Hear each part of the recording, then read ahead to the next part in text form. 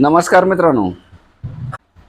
अतिवृष्टी, पूर किंवा चक्रीवादळासारख्या नैसर्गिक आपत्तीमुळे शेती पिकाचे नुकसान झाल्यास शेतकऱ्यांना दिलासा देण्यासाठी राज्य सरकारकडून मदत केली जाते. या मदतीचा उद्देश पुढील हंगामासाठी शेतकऱ्यांना उभा राहण्यासाठी मदत करणे असा असतो. त्यानुसार राज्य आपत्ती प्रतिसाद निधी अंतर्गत शेतकऱ्यांना निविष्ठ अनुदान दिले जाते.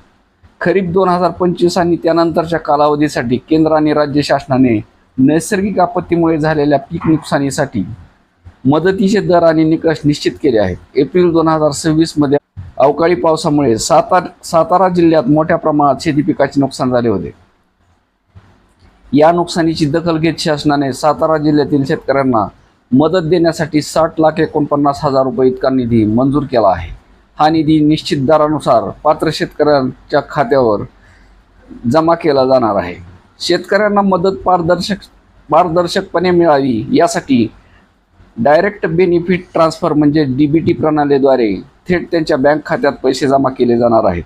संबंधित अधिकाऱ्यांनी लाभार्थ्याची माहिती अचूकपणे संगणक प्रणालीत नोंदवणे आवश्यक आहे.